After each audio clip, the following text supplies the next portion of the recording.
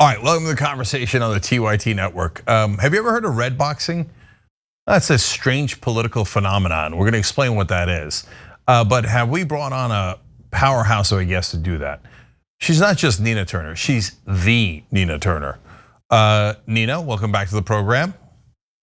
Thanks, Cenk. Good to be here with you. And I'd like to, my way of saying hi, of course, is ninaturner.com/hello. That does double for donations to Nina for her congressional campaign. That's just a coincidence. That's how I greet everyone.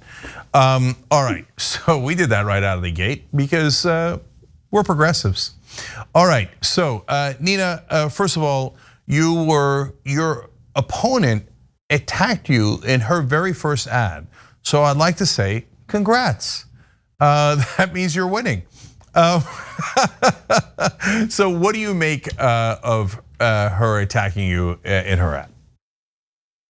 Very unfortunate because certainly I am running a campaign on the issues. That is what is most important, running on an opportunity agenda, how to be a conduit to change the material conditions of the people in this district, this state, and this nation.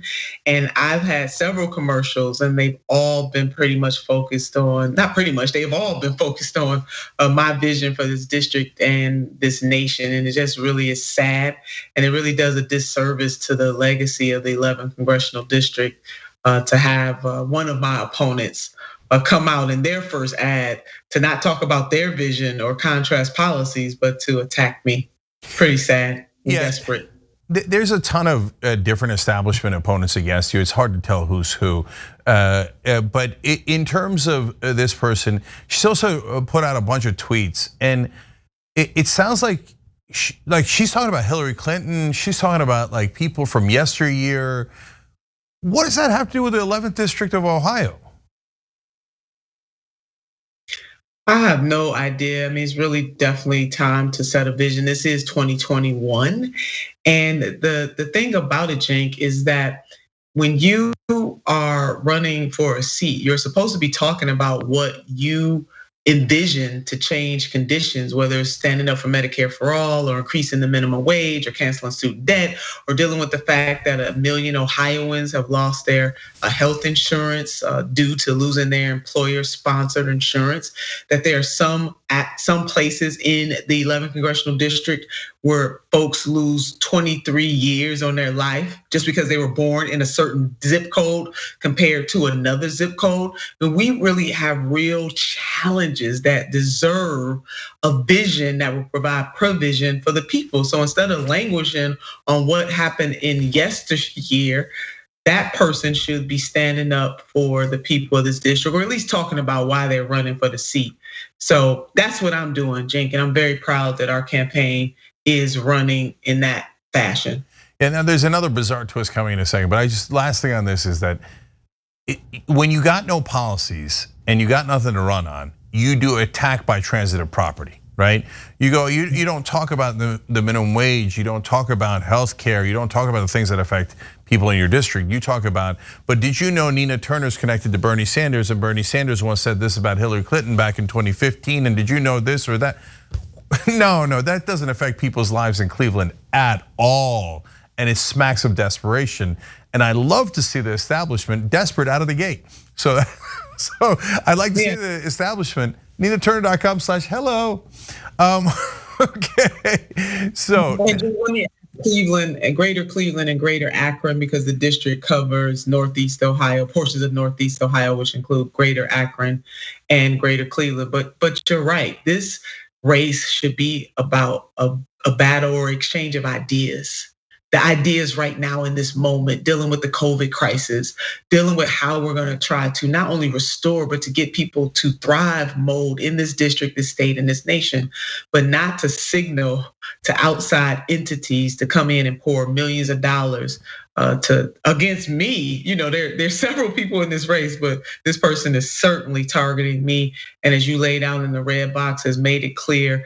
The Intercept wrote an article about this and has really described this as one of the worst things that they've seen in terms of what this person has done since, in the context of Citizens United, I should say. Yeah, so Ryan Grimm wrote that piece, this great piece, Washington Bureau Chief of the Intercept and TYT contributor. So let's talk about it. So for folks at home who don't know the particulars of this, it's very understandable. It's very minutiae of politics, but it's really interesting. So what candidates do is they put a red box on their website around a video or a picture, et cetera.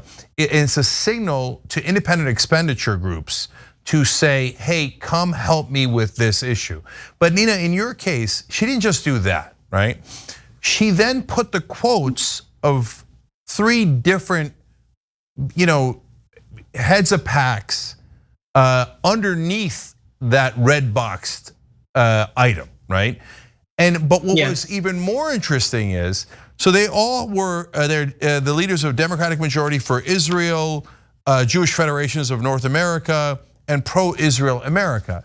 But the issue wasn't about Israel at all. She was inviting them to attack you on something random that you said about Joe Biden. So why, explain to the audience at home, why signal the Israeli groups about a position that's not even related to them?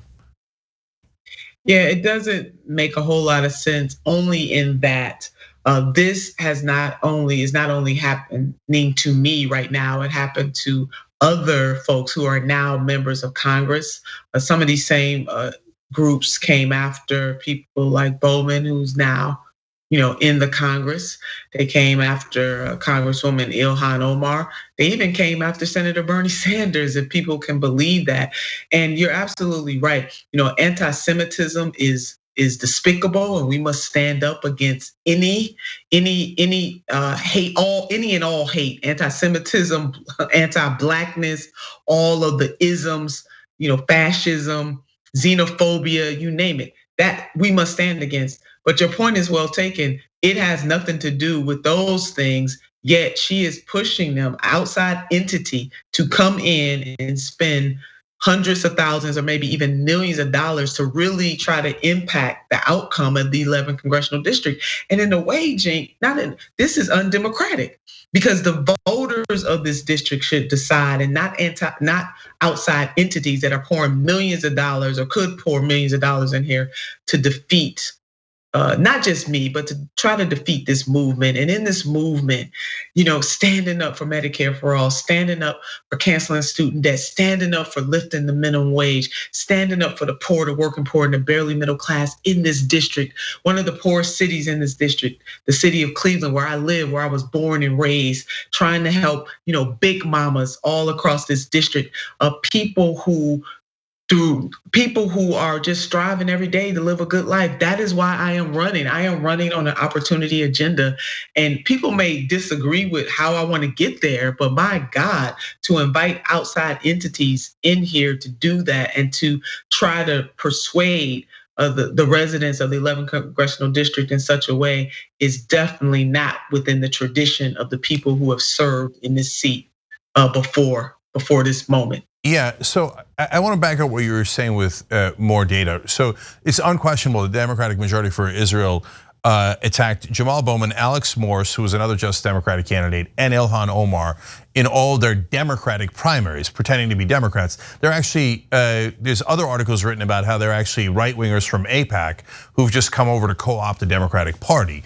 And so, but your opponents basically bat signal to this group, hey, right-wing group, please come attack my progressive opponent, and attack her on an issue that has nothing to do with Israel, okay? But on a completely separate issue. It's one of the most blatant examples of corruption I've ever seen. And it really should be an FEC issue, because they're not supposed to coordinate. But it is super clear that she is asking very specific people, and she put a red box around the issue. There is absolutely no question about it. It's one of the most brazen cases I've ever seen. So is there any chance that the FEC ever does anything to regulate this obvious coordination between her and the independent expenditure groups? I have no idea, Cenk. And what's bigger than this moment of what you're outlining is that we have a problem in the United States of America with the overinfluence of money, particularly dark money, coming into not only the 11th congressional district, but all across the country. We must have real campaign finance reform. Corporations and entities are not people. We have to address this assault on democracy. So this is just one example that you're given of what happens time and time again in campaigns, and it should not be so.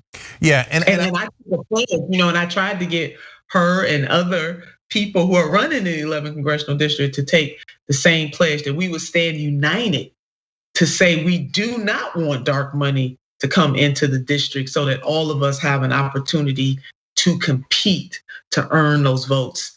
And that pledge was not signed by her or anybody else for that matter. Of course, they have no chance of beating you if they don't take giant outside dark money. And here she is literally inviting it in. And by the way, I don't want anybody to get confused. I'll double down on what Nina said. This has nothing to do with Jewish Americans who vote overwhelmingly progressive. And of course, the greatest, the presidential candidate with the best chance of winning, who was Jewish American in American history, was Bernie Sanders. These same groups, or some of them, also called him anti-Semitic. They did go after him, and I supported him twice, in the trenches with Senator Bernard Sanders, as you laid out, Cenk, the first Jewish American who almost became president in the United States of America. And we were standing up for those issues side by side, and really the issues of this movement. So I do want the viewers to know that although it is me who is being attacked, this is really an attack on our movement and the things that we're standing for, that conscious-minded people coming together from all walks of life, to stand up for what is just, for what is right, and for what is good. And what is happening with that red box on my opponent, that my opponent put out, is not about what is just, right, and good. It is about trying to persuade, in one of the worst ways possible, an outside group to come in and to attack.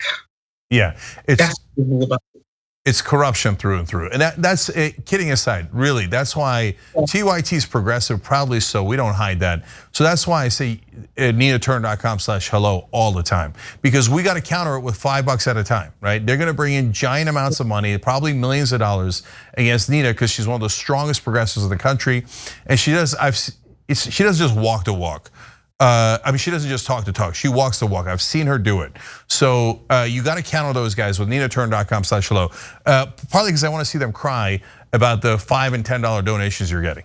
They're gonna say average donation, Cenk, is $28. We have raised money in every zip code in my district, in the 11th congressional district, every state in the United States of America, including the District of Columbia. So if you want to talk about solidarity, and I've received donations from people from all walks of life, standing up to say that they would like to see me go to Congress and represent the interests of the poor, the working poor, and the barely middle class. That's why I'm running. That's why I've been in this fight. I'm not new to being in this fight.